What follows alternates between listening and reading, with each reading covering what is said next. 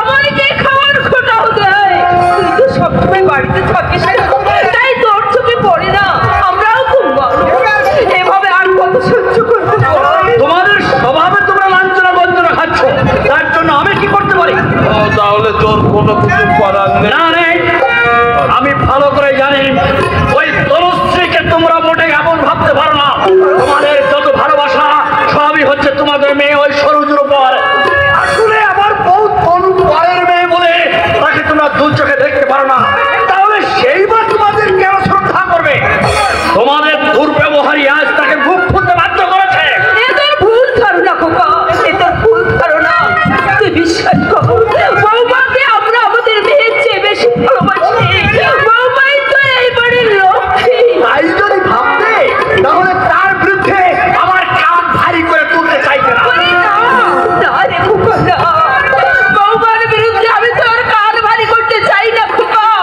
আমি শুধু বলতে চাইছি, বৌমাকে তুই একটু বুঝিয়ে সুঝিয়ে বল। আমরা আর কদিন বাঁচবো, যে কোনো দিন বেঁচে আছি, বৌমা যেন আমাদের। মহারানী বলে অভিবাদন করতে হবে। রাজ্য তো নেই, তবু মহারানী সাপার এত সাপ। ছি, ছি, ছি। আমি নিচ জানতাম, কিন্তু এতখানি নিচ এ আমার জানা ছিল না। এই জানো গো, আমার সাথে যে পাখিটা খাঁচা খুলে উড়িয়ে দিয়েছে, তাই নিয়ে আমি দুটো কথা বলেছি। অমনি তোমার কাছে আমার বিরুদ্ধে অভিযোগ জানাতে এসেছি। বলি ঠিক করলো আপনাদের ছেলে, হাতে আমার মাথা কেটে দিয়েছে। আমার বিদ্যুৎ যদি সত্যি শাসন ক্ষমতা থাকতো তাহলে তোমার স্পর্ধা এতখানি হতো। তুমি আমাদেরকে সত্যি মানুষ বলে মনে ভাবো। দেখেছো গো, দেখেছো? তুমি আমাকে ভালোবাসো, আর কি ওনারা মোটেই সহ্য করতে পারেন না। তুই যে কি তা তো তুই নিজেই ভালো করে জানিস বাবা, কারণ তো বলার অপেক্ষা রাখে না। দেখেছো গো, তোমার খাচ্ছে, তোমার পড়ছে, আবার তোমাকে চোখ রাঙিয়ে শাসন করছে।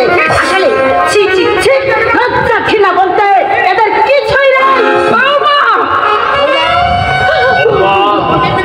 দিব্যেন্দু তোমার স্বামী হওয়ার আগে ও কিন্তু আমার সন্তান, তাই ওর প্রতি তোমার অধিকারের চেয়ে আমাদের অধিকার কিন্তু কম নয়। দেখো দেখো, আমাকে শুধু শুধু কেমন অপমান করছি। আমি তো অন্যায় কিছু বলিনি।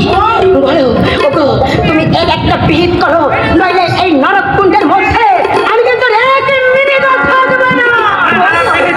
বেহিদাবি করবো। শোনো বাবা, আমার বউ তনুশ্রীকে এইভাবে অপমান করবার সাহস তুমি কোথায় পেয়েছো?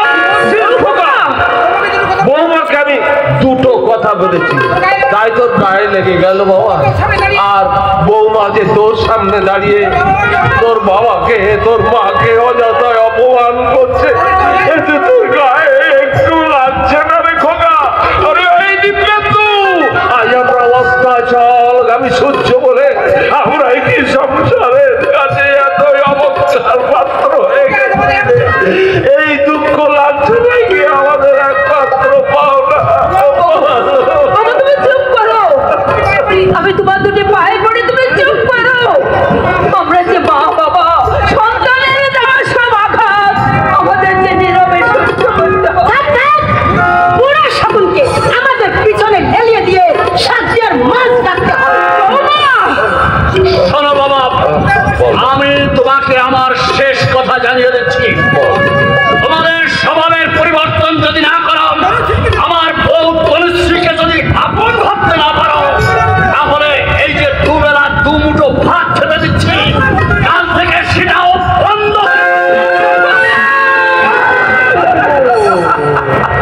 তুই ঠিকই বলছি, কারণ তনুশ্রীকে আমি অগ্নিনারায়ণ সাক্ষী রেখে বিয়ে করেছি।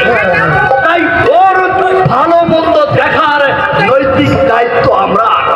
তোমরা হাজার চেষ্টা করলেও সেই দায়িত্ব থেকে আমাকে দূরে সরাতে পারবে না।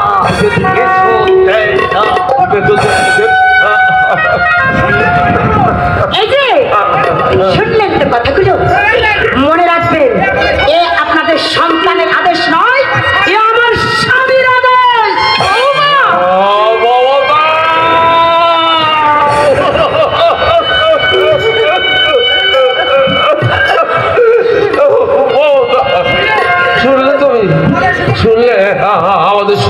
সন্তানের কথাগুলো তুমি শুনলে তো আমার পুরো অদৃষ্ট।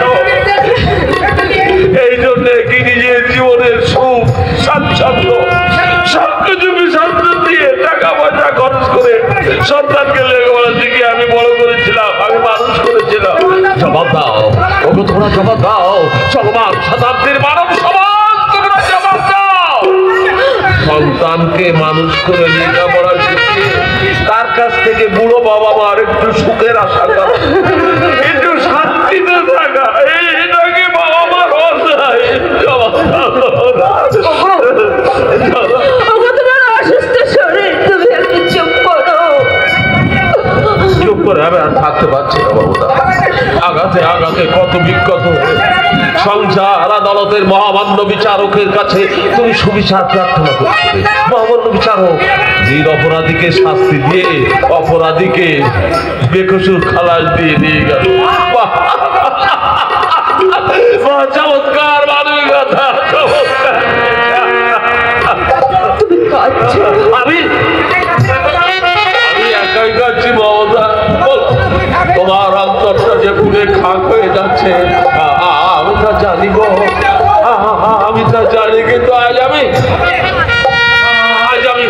এমনই অক্ষম স্বামী তোমার, আমি না পাচ্ছি নিজের দুঃখে সান্ত্বনা দিতে, না পাচ্ছি তোমার দুঃখে তোমাকে সান্ত্বনা দিতে। আর কেন দয়াময়, কেন? এবার তোমাকে মুক্তি করতে হবে। সুখ শান্তি আমার কানায় কানায় পূর্ণ হয়ে গেছে, এবার মুক্তি। তুমি এইভাবে ভেঙে পড়লে আমি শেষ হয়ে যাব। অযোধ্যার রাজা শ্রীরামচন্দ্র কীর্তি সত্য মানে বাবার আদেশ পালন করবার জন্য নিজের জীবনের সুখ শান্তি সবকিছু বিসর্জন দিয়ে তিনি বনবাসে গিয়েছিলেন। বাবার আদেশে রামচন্দ্র বনবাসে গিয়েছিলেন। আর এই যুগের রামচন্দ্ররা আধুনিক সীতার কাছে মানে আধুনিক বউয়ের কাছে সব বিবেক মনুষ্যত্ব সবকিছু বিসর্জন দিয়ে হতভাগ্য দশরথের চোখের জলে স্নান করিয়ে জীবনটাকে পরিপূর্ণ ভাবে তারা আনন্দ ভোগ করতে চাইছে। হতভাগ্য দশরথের চোখের জল কৌশল্যা জলনের মর্ম ভাঙা যুগে রামচন্দ্রের হৃদয়কে একটু স্পর্শ করতে পারছে না। চুপ করো, তুমি চুপ করো। কাল সারাদিন তোমার কিছু হয়নি, চলো না কিছু দুটো মুখে দেবে। আমি কিছু আর খেতে পারবো না জানো। আমার একমাত্র মেয়ে সরোজি, আমার আদরের দাদু ভাই নাতিটা আজ 3 দিন ওরা না খেয়ে আছে। কঠিন দারিদ্রের মাঝে তারা জীবন যাপন করছে। ওদেরকে না খেয়ে আমি তো কিছু খেতে পারবো না। তুই আমাকে কার কথা বলছো?